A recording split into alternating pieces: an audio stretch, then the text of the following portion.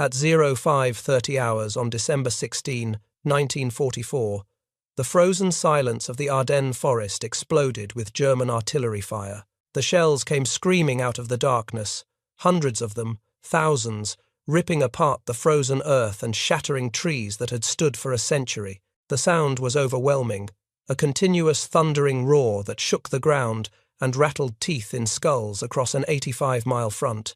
American soldiers crouched in foxholes near the Belgian town of Malmedy, watching the pre-dawn darkness turn to fire.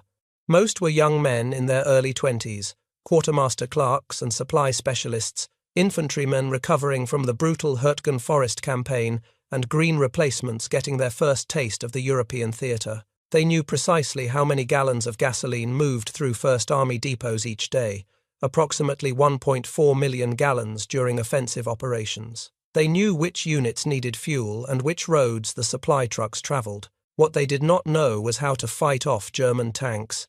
The men huddled in their positions had no inkling that they were about to become participants in the largest and bloodiest battle American forces would fight in the entire Second World War. They had been told repeatedly that the Ardennes sector was safe, that the dense forests and narrow roads made it unsuitable for major armoured operations. The snow-covered landscape before them, beautiful in its winter stillness just moments before, now erupted with fire and death. For thousands of American soldiers across the front, these would be their final moments on Earth. Nobody in the Ardennes was supposed to be in combat. The generals had called this sector a quiet zone, a rest area for exhausted divisions and inexperienced replacements. The intelligence officers assured everyone that the Germans lacked the strength for any major offensive. The Wehrmacht was finished, they said. The Reich was crumbling. The war would be over by Christmas. The artillery barrage lasted 90 minutes. When it stopped, the American soldiers heard something that froze their blood. Engine noise. Not American engines, not the familiar rumble of Sherman tanks or the whine of Jeep motors. Something heavier, deeper, more ominous. The grinding roar of tracked vehicles pushing through the forest, Panzers. The Germans were attacking with tanks. What nobody on the Allied side yet understood was that Adolf Hitler had assembled the largest German offensive force since the invasion of France in 1940. 28 divisions, nearly 200,000 soldiers, almost 1,000 tanks and assault guns had been gathered in secret along the German frontier. They had moved into position during the nights, hiding from Allied reconnaissance aircraft under the cover of forest and low clouds. German radio discipline had been perfect. Almost no signals intelligence had leaked to Allied codebreakers.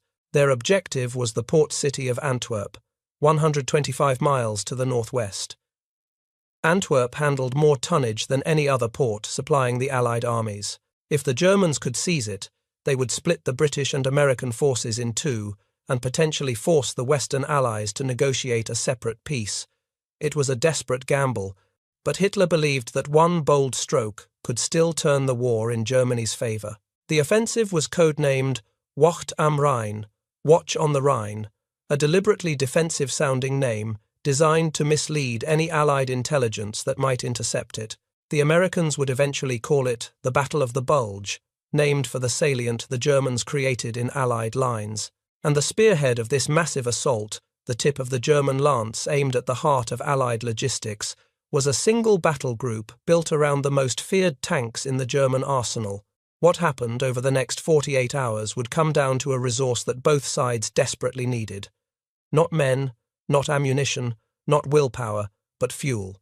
Gasoline, the lifeblood of modern mechanized warfare. The Germans had calculated that they needed approximately 5 million gallons to reach Antwerp. They started the offensive with less than half that amount. Everything depended on capturing American supply depots along the way. They would come within 4 miles of their objective. 4 miles from the bridges over the Meuse River, 4 miles from potential victory. And they would stop, not because of American firepower or Allied reinforcements, but because their tanks ran completely dry. The greatest German offensive of 1944 would end with the quiet clicking of fuel gauges on empty. The commander of the German spearhead was a 29-year-old lieutenant colonel named Joachim Peiper. Even among the hardened veterans of the Waffen-SS, men who had fought across Russia and Ukraine in some of the most brutal combat of the war, Paper had a reputation for ruthlessness and aggression. He was tall, blonde, with the chiseled features that Nazi propaganda celebrated as the Aryan ideal. He was utterly devoted to the Nazi cause and completely indifferent to the suffering of anyone outside his command. Piper had joined the Waffen-SS at age 19 and risen rapidly through the ranks. By 1941, he was commanding armoured units on the Eastern Front, leading attacks against Soviet positions with a ferocity that earned him medals and promotions. His men called him Blowtorch Paper for his willingness to burn villages suspected of harbouring partisans. Soviet soldiers learned to fear his unit. So did civilians caught in his path. Now, in December 1944, Paper commanded Kampfgruppe Piper, a reinforced battle group drawn from the 1st SS Panzer Division Leibstandarte Adolf Hitler, Hitler's personal bodyguard division transformed into an elite armoured formation. On paper, his force was formidable.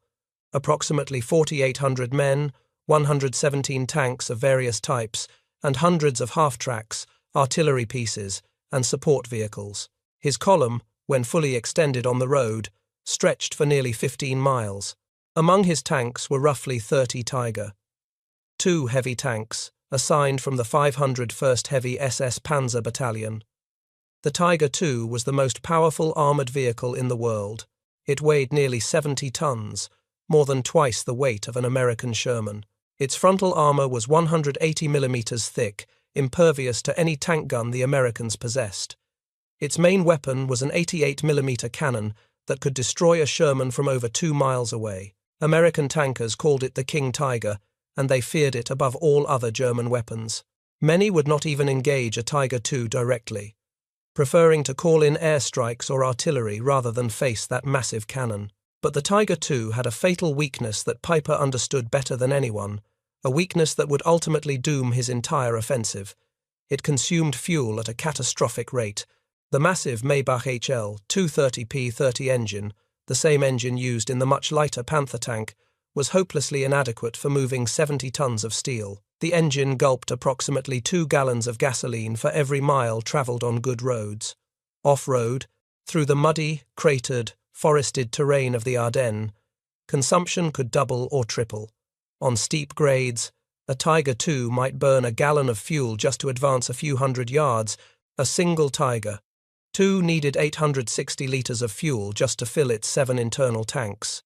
At full combat consumption, it could drain those tanks in less than 2 hours.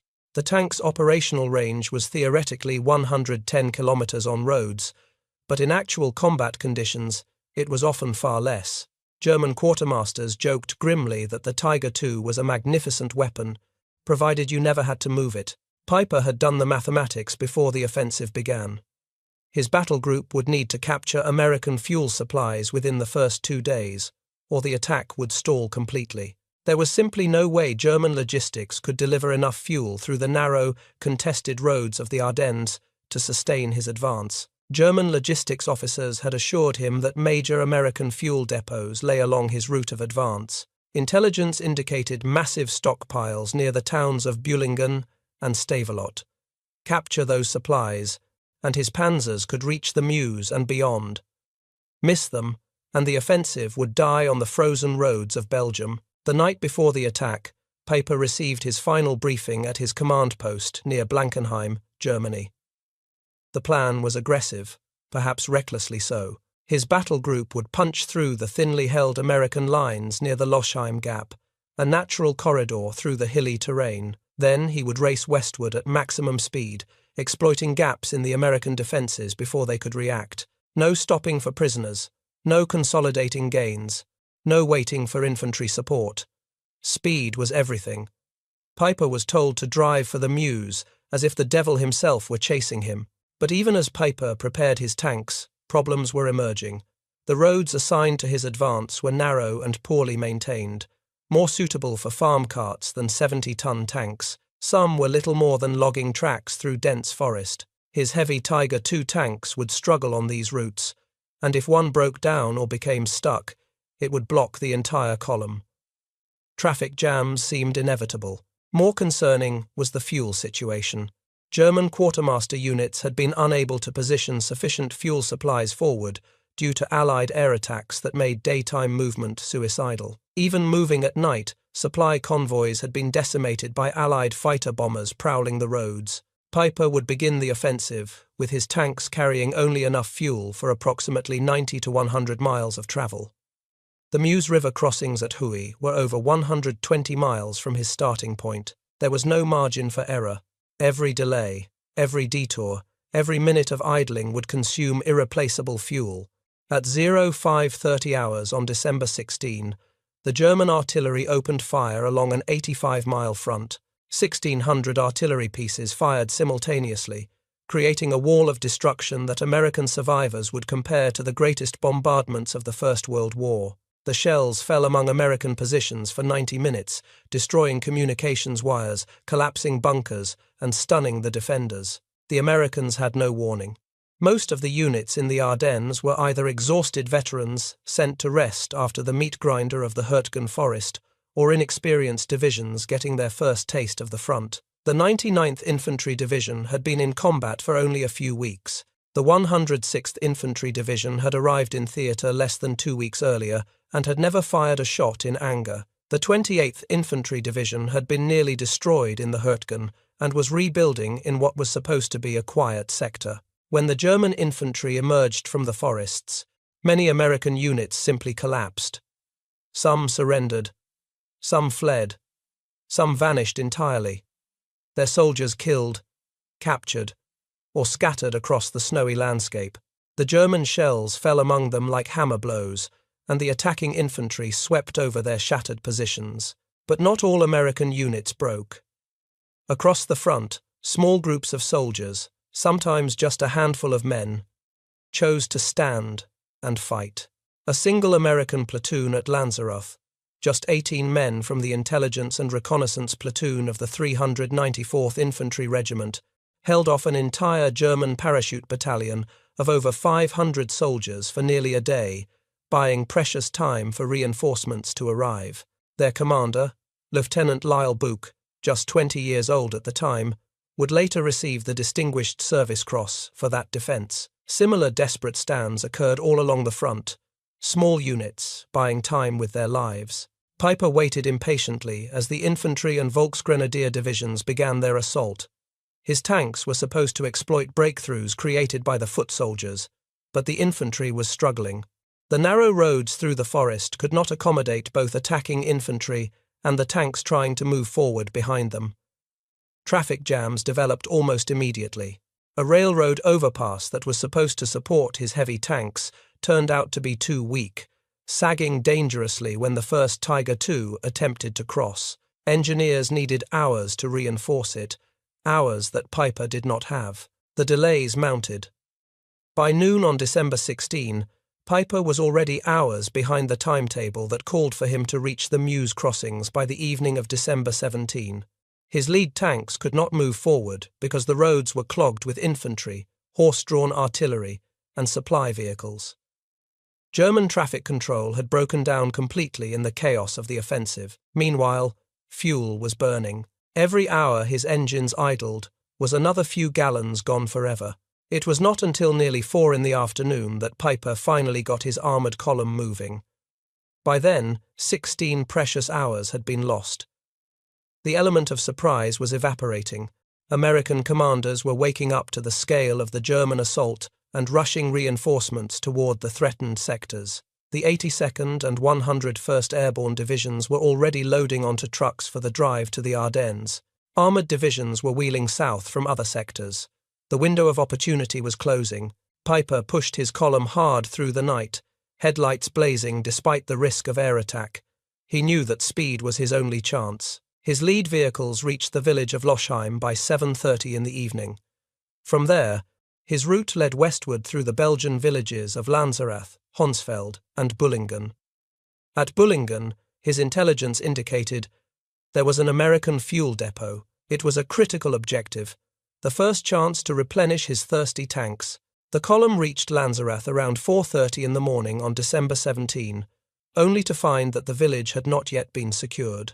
A handful of American soldiers had been holding the position against an entire German parachute regiment for nearly 24 hours. Paper was furious at the delay caused by this tiny force of defenders.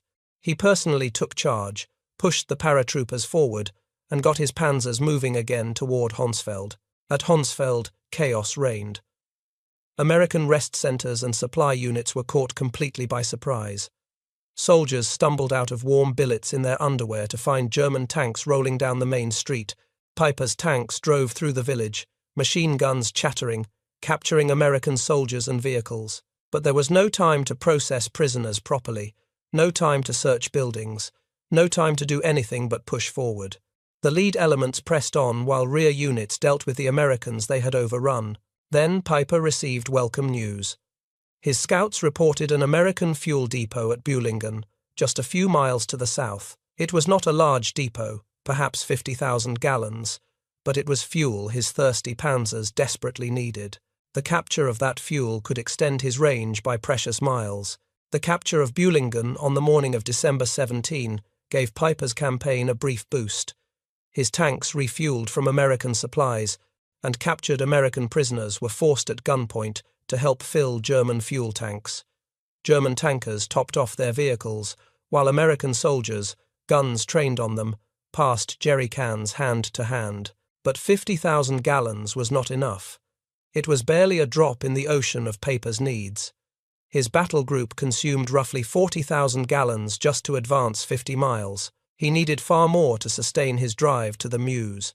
According to his intelligence, the major American fuel depots lay further west, near Stavelot and Spa. Those depots reportedly held over 3 million gallons of gasoline, enough to fuel his entire division all the way to Antwerp.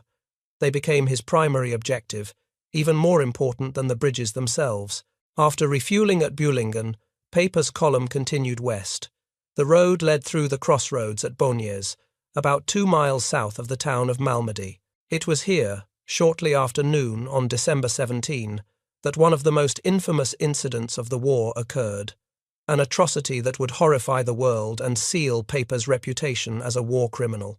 Paper's spearhead encountered a convoy of American trucks and jeeps from Battery B of the 285th Field Artillery Observation Battalion. These were not combat troops but technicians and surveyors, men whose job was to spot artillery fire, not fight tanks. They were caught in the open, outgunned and outnumbered. After a brief exchange of fire that killed a few Americans, approximately 150 soldiers surrendered. What happened next shocked the world. The American prisoners were assembled in a snowy field near the crossroads, searched, and relieved of their personal possessions. Then, for reasons that remain debated to this day, SS soldiers opened fire on the unarmed men with machine guns. The shooting continued for several minutes, methodical and merciless. SS troops walked among the fallen bodies, executing any who showed signs of life with pistol shots to the head. Survivors later recalled hearing laughter among the German soldiers as they killed the wounded. 84 American soldiers died in what became known as the Malmedy Massacre. More than 40 survived, some by playing dead in the frozen field for hours until the Germans departed, others by fleeing into the nearby woods during the chaos of the shooting. Among the survivors were men like Private Harold Billow, Sergeant Henry Zack of Wisconsin, and Private Warren Schmidt, who would later provide crucial testimony about what they witnessed. Their accounts, given under oath at the post-war trials, painted a horrifying picture of systematic murder carried out against helpless prisoners. The survivors who made it back to American lines spread word of the atrocity immediately. Within hours, every American unit in the Ardennes knew what had happened at Bonniers. The effect on American morale was profound, but not in the way the Germans intended. Rather than terrorizing American soldiers into surrender, the massacre hardened their resolve to a diamond edge. Word spread through American units, no mercy for the SS. Some commanders issued unofficial orders that SS prisoners were not to be taken. The killing at Malmedy would be repaid many times over in the days that followed. Piper himself was not present at the massacre, having already pushed forward with his lead tanks toward the bridges at Trois Ponts. But the killing was carried out by soldiers under his command, and he would later be held responsible. The Malmedy massacre would haunt him for the rest of his life and shape his legacy forever. As the massacre unfolded at Bonniers, Piper's lead elements continued their race toward the Meuse. By late afternoon on December 17, his spearhead reached the outskirts of Stavelot, a small town straddling the Amblève River. The town itself was not particularly important, but what lay just north of it most certainly was. First Army Fuel Depot, number 3, contained over 1 million gallons of 80-octane gasoline. A larger depot nearby held an additional 2 million gallons. Together, these stocks represented one of the greatest concentrations of fuel on the entire European continent. 3 million gallons, enough to fuel Piper's entire battle group for the drive to Antwerp and back. If he captured them intact, his offensive would succeed. If the Americans destroyed or evacuated them, his Panzers would die of thirst within days. The race for the fuel dumps had begun. The American officer responsible for denying Piper his fuel was not a combat commander, but a civil engineer wearing the uniform of a combat engineer. Lieutenant Colonel David Pergrin commanded the 291st Engineer Combat Battalion, a unit of men trained to build bridges, clear minefields, and construct roads. They were not frontline infantry.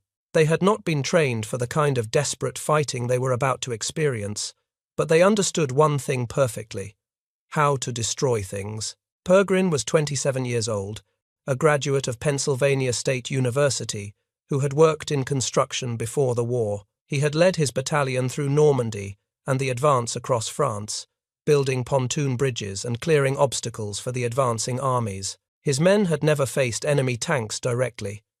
Now German armor was bearing down on them, and Pergrin had to improvise a defense with the tools and men available. When word of the German breakthrough reached Pergrin on December 17, he immediately recognized the threat to the fuel depots near Stavelot.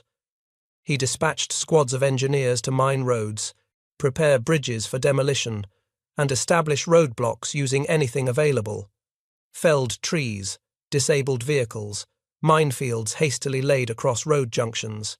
Every hour of delay they could impose on Piper was an hour in which precious fuel could be evacuated or destroyed. At Trois Ponts, a town named for its 3 bridges over the Amblève and Salm rivers, Pergrin's engineers worked frantically through the night of December 17. They wired the bridges with TNT, strung detonation cord, and positioned soldiers to guard the explosives from German patrols. If Piper could cross these bridges, he could continue his drive toward the Meuse. If the bridges were destroyed, he would be forced to find alternative routes through terrain that was already consuming his dwindling fuel supplies at a catastrophic rate. The situation at Stavelot was desperate.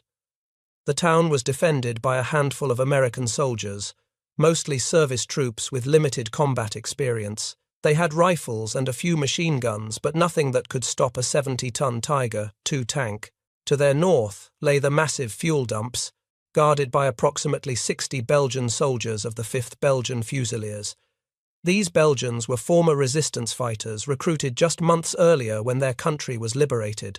They had courage and determination, but little heavy equipment and no experience fighting armoured vehicles. As darkness fell on December 17, Piper's column approached Stavelot from the east. The German commander faced a critical decision. His tanks had been moving almost continuously for nearly 2 days. His men were exhausted, having had little sleep since the offensive began. His fuel situation was becoming critical, the gauges dropping toward empty on tank after tank. The prudent course would be to halt, consolidate, refuel what vehicles he could from captured stocks, and attack at dawn with full strength. Piper chose to halt for the night on the outskirts of Stavelot.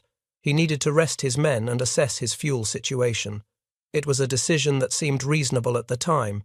It would prove catastrophic. Those hours of darkness gave the Americans time to prepare defenses and, most critically, begin evacuating the precious fuel stocks to the north. Throughout the night of December 17 to 18, American trucks rolled north from Stavelot, carrying thousands of jerry cans filled with gasoline. The evacuation was chaotic and incomplete, hampered by the narrow roads and the constant threat of German attack. But every gallon removed was a gallon Piper would not capture. Men worked by flashlight, loading cans onto trucks that had been commandeered from every unit in the area. Belgian civilians helped where they could, understanding that their fate was tied to the outcome of the battle. At dawn on December 18, Piper launched his assault on Stavelot. His panzers rumbled toward the bridge over the Amblève River, while American defenders fought desperately to slow the advance. The Americans had positioned an anti-tank gun covering the approach, but the first German tanks destroyed it quickly. SS infantry rushed forward under covering fire, pushing back the outnumbered Americans. By mid-morning, German tanks were rolling across the bridge into Stavelot itself. But as Piper's men secured the town, they discovered a bitter truth. The fuel depot they had expected to capture was not in Stavelot itself. The main dumps lay to the north, along the road to Francorchamps, and that road was now threatened by American forces filtering in from other sectors. Major Paul Solis, acting commander of the 526th Armoured Infantry Battalion, had positioned himself near the fuel depot with a small force of infantry and a single 57mm anti-tank gun. When German tanks began moving through Stavelot, Solis made a decision that would help doom Piper's offensive. Solis ordered his men and the Belgian guards to pour gasoline from the depot into a dip in the road and set it ablaze. The resulting wall of flame rose 30 feet high, creating an impassable barrier for any vehicle. Approximately 124,000 gallons of precious fuel burned in that improvised roadblock, sending a pillar of black smoke into the winter sky that could be seen for miles. But the fire did more than create an obstacle. It convinced Solis that the Germans would follow him northward to the fuel depot. In fact, Piper had no intelligence indicating the location of the dumps. German maps showed nothing at Francorchamps. Piper assumed the Americans had already evacuated or destroyed any supplies in the area. He pushed his column west toward Trois Ponts and the bridges over the Salm River, not north toward the millions of gallons that could have saved his offensive. What Piper did not know, what he would only learn in a post-war interrogation with an American intelligence officer, was that his tanks had come within a few hundred yards of 3 million gallons of gasoline. The depot was practically under his nose, hidden along forest roads just north of Stavelot. An American officer asked Piper after the war if he realized how close he had been to capturing enough fuel to reach Antwerp. Piper shrugged and replied simply, "I am sorry." He had not known the depot existed.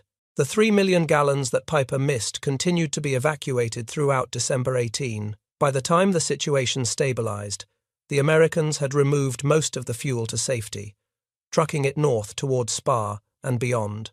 The improvised fire barrier had burned 124,000 gallons, a significant loss, but nothing compared to what the Germans would have gained by capturing the intact depot. Meanwhile, Piper's column pressed toward Trois Ponts, where the engineers waited with their demolition charges. At approximately 11:30 on the morning of December 18, the first German tanks appeared on the road from Stavelot, approaching the bridge over the Amblève at Trois Ponts. The engineers had prepared the bridge for demolition, rigging it with TNT and running detonation cord to a protected position. Captain Sam Schäuber of Company C, 51st Engineer Combat Battalion, commanded the small force defending the crossing. The engineers waited until the lead German tanks were almost upon them, allowing the Panzers to commit fully to the crossing. Then Schäuber gave the order. The engineers touched off the charges. The explosion sent debris raining down on Piper's tanks. The bridge collapsed into the Amblève River, cutting off the main route westward. The German commander watched in fury as his objective disappeared in a cloud of smoke and shattered timber. According to witnesses, he slammed his fist against his tank and shouted, "Those damned engineers! The damned engineers!" Piper ordered his column to turn north, seeking another crossing. At the village of La Glaise, his scouts reported a small bridge that might support his vehicles. But this route led away from the Meuse, not toward it. Every mile travelled was a mile of fuel consumed, bringing his offensive closer to its inevitable end. The pattern repeated throughout December 18 and 19. Each time Piper found a route forward, American engineers destroyed the bridges in his path. At Habimont, a squad from the 291st Engineers blew the bridge over the Lienne Creek, while German vehicles were actually approaching. The explosion caught some Germans on the span itself. At Cheneux, a small wooden bridge was destroyed, just as German tanks reached the approaches. At every river crossing, every creek, every stream, the engineers waited with their explosives. By the evening of December 18, Piper had advanced over 100 kilometers from his starting point, further than any other German unit in the offensive. but he was no closer to the Meuse than he had been that morning. The blown bridges had forced him to detour repeatedly, burning fuel on roads that led nowhere. His fuel situation was now desperate. The Tiger, 2 tanks that had terrified American soldiers just days earlier, sat immobile by the roadside, their massive fuel tanks completely empty. Piper sent urgent radio messages to division headquarters requesting fuel resupply. The response was not encouraging. Other German units were also critically short. The narrow roads through the Ardennes were clogged with traffic. Allied fighter bombers, now operating as the weather began to clear, were destroying German supply vehicles by the dozens. Relief was coming, headquarters assured him, but it might take days to reach him, days that Piper did not have. On December 19, Piper captured the town of Stoumont after fierce fighting against elements of the 30th Infantry Division. His tanks were within a few miles of Spa, where 1st Army headquarters was frantically evacuating its command post. American generals could hear German tank guns in the distance, but Piper lacked the fuel to exploit his gains. His lead vehicles were running on fumes, literally scraping the bottoms of their fuel tanks. That afternoon, Piper made a devastating assessment of his situation. He determined that his Kampfgruppe did not have sufficient gasoline to cross the bridge west of Stoumont and continue the advance. His tanks could not move. The spearhead of Hitler's great offensive had ground to a halt, not from enemy action, but from empty fuel tanks. At the same time, American reinforcements were pouring into the Ardennes from every direction. The 82nd Airborne Division arrived at Trois Ponts, blocking any further German movement to the west. The 30th Infantry Division established defensive positions around Stoumont and l'Église. Task forces from the 3rd Armoured Division cut the roads behind Piper, threatening to surround his entire battle group. The hunter was becoming the hunted. Piper's situation deteriorated rapidly over the next 4 days. American forces recaptured Stavelot on December 19, cutting his last supply route. His battle group was now completely surrounded, trapped in a pocket around the village of l'Église. An attempted resupply by air on December 22 failed catastrophically when SS Brigadeführer Wilhelm Mohnke, his divisional commander, insisted that the grid coordinates Piper had provided were wrong. The Luftwaffe pilots dropped their cargo containers using Mohnke's coordinates instead. 90% of the fuel and ammunition parachuted down fell outside German lines, landing among American positions. The soldiers of the 82nd Airborne were delighted to receive German supplies. German headquarters tried increasingly desperate measures to reach Piper. One plan involved floating fuel drums down the Amblev River to his position. The drums were launched upstream, but became stuck or capsized in the rapids. Not a single gallon reached the besieged battle group. Another attempt to break through with a relief column from Kampfgruppe Hansen was thrown back by determined American resistance at the river crossings. By December 22, Piper's Kampfgruppe was completely encircled in the village of l'Église. His men had not eaten properly in days, surviving on frozen rations and whatever they could scavenge from destroyed vehicles. They had virtually no ammunition for sustained combat, having expended most of their supplies in the desperate fighting of the past week. Most critically, they had no fuel whatsoever. The magnificent Tiger, 2 tanks that had been the terror of the Ardennes, sat in the village streets, immobilized and useless, their engines cold. American artillery pounded l'Église relentlessly around the clock. Shells fell every few minutes, reducing buildings to rubble and filling the air with deadly shrapnel. The village was being systematically destroyed around the German defenders. Approximately 50 Belgian civilians remained trapped in cellars, caught between the opposing forces, praying for the battle to end. On the evening of December 23, Piper received a final radio message from division headquarters. A relief column would attempt to reach him the following morning. If relief failed to break through by noon on December 24, he was authorized to destroy his equipment and break out on foot, abandoning everything he could not carry. The relief column never arrived. The American defenses proved too strong. Kampfgruppe Hansen tried to force a crossing of the Amblev, but was driven back with heavy losses. By noon on December 24, Christmas Eve, Piper knew that no help was coming. In the early morning hours of December 24, Piper gathered his remaining men in the basement of his command post. Approximately 800 were still fit enough to walk. Another 127, most of them seriously wounded, would have to be left behind, along with a small rearguard to protect them until American forces arrived. The password for the breakout was Merry Christmas. Before leaving, the Germans destroyed everything they could not carry.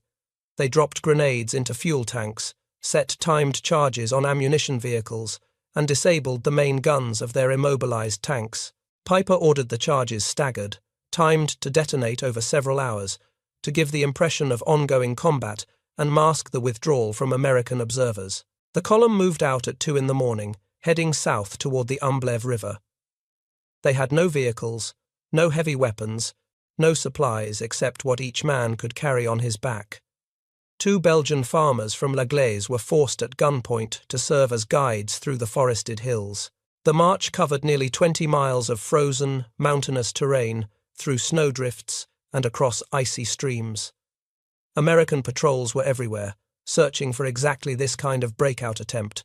At one point, near the hamlet of Bergeval, the column blundered into an American defensive position. Firing broke out in the darkness. Men fell on both sides. Piper himself had to rally his exhausted troops to fight their way clear. The column pressed on through the night and into Christmas Day. Men collapsed from exhaustion and were left behind, their fate unknown. Others fell through ice into freezing streams and had to be pulled out, their wet uniforms freezing solid in the bitter cold. The sound of American artillery continued in the distance, shelling the positions they had abandoned. By dawn on December 25, Christmas morning, the remnants of Kampfgruppe Paper had crossed the German lines near the village of One. Of the 4,800 men who had begun the offensive 9 days earlier, fewer than 800 returned. They brought with them no tanks, no vehicles, no heavy equipment, nothing but their personal weapons and the frozen, filthy uniforms on their backs. Behind them, in the ruins of La Glaise, American soldiers discovered a graveyard of German armor, 7 Tiger, 2 tanks, more than 50 medium tanks and assault guns, 70 half-tracks, and dozens of other vehicles sat abandoned in the village streets. Some had been destroyed by their crews, turrets blown off by internal explosions. Others were intact, simply out of fuel. American soldiers found jerry cans scattered everywhere, all of them empty. Intelligence officers carefully documented each abandoned vehicle, noting the tactical numbers painted on their hulls and the condition of their equipment. The captured Tiger II tanks were particularly prized, offering Allied engineers their first close examination of Germany's most fearsome weapon. The 136 armoured vehicles that Piper abandoned at La Glaise represented a significant portion of Germany's remaining tank strength in the West. They would never be replaced. The Tiger, 2 tanks, each one requiring 300,000 man-hours to produce in Germany's bombed and disrupted factories, were particularly irreplaceable losses. But Kampfgruppe Piper was just one part of the failed German offensive. To the south, another German armoured force had come even closer to the Meuse River before meeting the same fate. The 2nd Panzer Division, one of the most experienced armoured formations in the German army, had bypassed the besieged American garrison at Bastogne and raced westward toward the Meuse crossings at Dinant. This division traced its lineage back to the earliest days of German armoured warfare and had fought in Poland, France, the Soviet Union, and Normandy. Its soldiers were veterans of 100 battles, and they knew that this offensive represented Germany's last chance to change the course of the war. Unlike Piper's force, which had been stopped by destroyed bridges and stubborn American resistance, the 2nd Panzer Division found relatively open roads and weak opposition. Their tanks rolled through Belgian villages that had no defenders, their crews straining to reach the river before American reinforcements arrived. By December 23, their lead elements had reached the woods near the village of Foy-Notre-Dame, just 4 kilometers from the Meuse River. Through their binoculars, German tank commanders could see the winter sun reflecting off the water. They could see the bridges at Dinant that were their objective. They were so close they could almost touch victory, and there they stopped. The tanks of Kampfgruppe Kochenhausen, the spearhead of the 2nd Panzer Division, had run completely out of fuel. The crews sat in their vehicles, engines silent, watching the Meuse River 4 miles away. Radio messages went back to division headquarters, begging for supplies. The response was always the same. Fuel was coming, hold your position. Victory was within reach. The fuel never came. On the morning of December 24, Christmas Eve, American aircraft appeared in the skies above the Ardennes. The weather had finally cleared after days of fog and low clouds, and Allied air power, the one factor Hitler had hoped to neutralize with his winter offensive, was now free to operate. P-47, Thunderbolt fighter bombers swept over the German columns like avenging angels, their 850 caliber machine guns and 500-pound bombs wreaking havoc on anything that moved. B-26. Marauder medium bombers struck German supply depots and rail lines. The already desperate German fuel situation became catastrophic. Supply trucks that had been inching toward the front were destroyed by the dozens. Fuel dumps in the German rear were set ablaze by precision attacks. That same day, the American 2nd Armored Division launched a counterattack against the stranded German spearhead near Foy Notre Dame. The German tankers, unable to maneuver their fuel-starved vehicles, could only fight from fixed positions. They had no ability to concentrate forces, no ability to flank the attacking Americans, no ability to do anything but sit and take fire. It was a massacre. British tanks of the 29th Armoured Brigade joined the attack from another direction. The Germans found themselves surrounded by enemies they could not reach and could not escape. Tank after tank was knocked out by American and British fire. Those crews who survived fled into the frozen forests, abandoning vehicles that were worth more than their weight in gold. By December 26, the 2nd Panzer Division had been virtually destroyed. Tanks that could not move were destroyed by their crews to prevent capture, their fuel tanks drained of the last few litres to burn the vehicles beyond salvage. The German offensive in the central sector died 4 miles from the Meuse, killed by empty fuel tanks and Allied counterattack. Across the entire Ardennes front, the German offensive was collapsing. At Bastogne, the besieged American garrison was relieved by elements of General George Patton's Third Army on December 26. The 4th Armoured Division broke through the German encirclement, ending the siege that had captured the world's attention. Along the northern shoulder, American divisions that had held against overwhelming odds began pushing the Germans back toward their starting positions. Hitler refused to accept defeat. He ordered the offensive to continue, throwing fresh divisions into the attack. But without fuel, without ammunition, without replacements for the mounting losses, the attacks were doomed before they began. Each German assault consumed resources that could not be replaced. The offensive had become a one-way journey into destruction.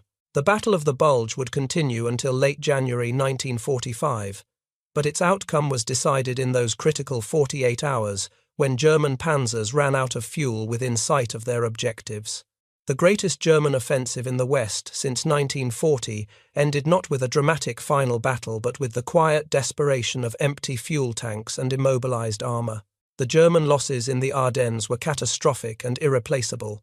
Approximately 100,000 soldiers were killed, wounded, or captured. Between 600 and 800 tanks and assault guns were destroyed, the majority abandoned due to fuel shortages or mechanical breakdowns rather than enemy action. The Luftwaffe lost nearly 1,000 aircraft trying to support the offensive and protect supply lines. More important than the material losses was the strategic impact. The divisions Hitler threw into the Ardennes were Germany's last operational reserves in the West. The fuel consumed in the offensive could never be replaced. Germany's synthetic fuel plants were being systematically destroyed by Allied bombing. When the Soviets launched their massive Vistula-Oder offensive in January 1945, Germany had nothing left to stop them. The Americans suffered heavily as well. Approximately 81,000 casualties, including 19,000 killed and 23,000 captured, made the Battle of the Bulge the bloodiest single engagement in American military history. Hundreds of tanks and thousands of vehicles were lost. Entire divisions had to be rebuilt from scratch. But America could replace its losses. Germany could not. After the war, historians and military analysts studied the German failure in the Ardennes obsessively. Hundreds of books have been written about the battle. Every decision, every engagement, every scenario has been examined and debated. Many factors contributed to the defeat.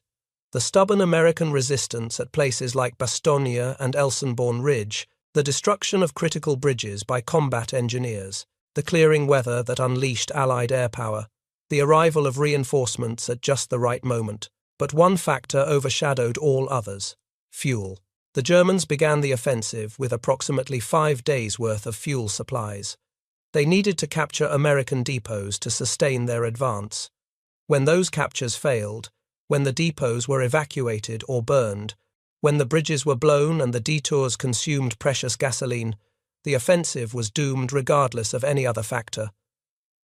The most powerful tanks in the world are worthless when they cannot move. Joachim Paper survived the war but faced justice for his crimes. In 1946, he was tried at Dachau for the Malmedy massacre and other atrocities committed by soldiers under his command during the Battle of the Bulge. He was convicted and sentenced to death by hanging. The sentence was never carried out. Controversy over the interrogation methods used to obtain confessions led to a review of the case. Piper's death sentence was commuted to life imprisonment, then reduced further. He was released from Landsberg prison in December 1956 after serving 11 years. Piper lived quietly in Germany for several years, then moved to France, where he settled in the village of Treves in the early 1970s. His presence did not go unnoticed. Former resistance members recognized him. Local newspapers published stories about the SS officer living in their midst. Piper received threats. In July 1976, Paper's house in Treves was firebombed in the early morning hours. The house burned to the ground. Paper's remains were found in the ashes. He was 61 years old. The perpetrators were never identified. The Tiger II tank that Piper abandoned at La Glaise still stands in the village today. It sits in front of the December 1944 museum, carefully preserved as a monument to the battle that saved Western Europe from one last German offensive. Tourists photograph it every day. Children climb on its massive hull and peer into its fighting compartment. Few understand how close that tank and its crew came to reaching the Meuse River. Few understand that an empty fuel tank stopped them as surely as any American weapon. The fuel depot near Stavelot that Paper missed by a few hundred yards is long gone. The millions of gallons that might have changed history were consumed by American vehicles in the campaigns that followed, fueling the drive into Germany and the final defeat of the Nazi regime. A monument now marks the site where American and Belgian soldiers burned 124,000 gallons to create a wall of flame that blocked the German advance. The engineers of the 291st Engineer Combat Battalion received a Presidential Unit citation for their actions during the Battle of the Bulge, becoming the most decorated combat engineering unit of the entire war. Their commander, Lieutenant Colonel David Pergrin, later wrote a book about their experiences titled First Across the Rhine. He always maintained that the destruction of the bridges at Trois-Ponts was the critical moment when Piper's offensive was stopped. Those damned engineers, Piper had called them, they wore that curse as a badge of honor. The veterans of the Battle of the Bulge gathered every year for decades to remember their comrades who did not survive those frozen days of December 1944. They met at reunions across America and Belgium, sharing memories and stories that only they could truly understand. They returned to the battlefields, walking the same roads where they had fought and bled, visiting the graves of friends who never came home. Their numbers dwindled as the years passed, claimed one by time and age. The last survivors are now in their late 90s and beyond, living testaments to that terrible winter. Soon, there will be no one left who stood in the Ardennes when the German tanks came. But the lessons of the battle endure. The greatest army in the world is helpless without fuel. The most advanced weapons are useless without supplies. Victory often depends not on courage or firepower but on logistics, the unglamorous business of getting the right resources to the right place at the right time. Modern military academies still teach the Battle of the Bulge as a case study in the decisive importance of supply lines. The German planners had crafted a bold operational design, but they built their entire strategy on capturing enemy supplies, a factor completely outside their control. When those captures failed, no amount of tactical brilliance could compensate. The American defenders at places like Stavelot, Trois-Ponts, and La Glaise were not trying to win a decisive battle. They were simply trying to buy time. And every hour they bought, every gallon they denied the Germans, brought the offensive closer to collapse. Hitler gambled everything on the Ardennes offensive. He assembled the last reserves of the German military machine, the final armoured divisions that could still fight, the last stores of precious fuel. He pointed them at Antwerp and ordered them to advance at all costs. They advanced until their fuel tanks ran dry. Then they stopped, 4 miles from the bridges that might have changed history. They could see the Meuse River through their binoculars. They could not reach it. 4 miles might as well have been 1,000. If you found this story compelling, please take a moment to like this video.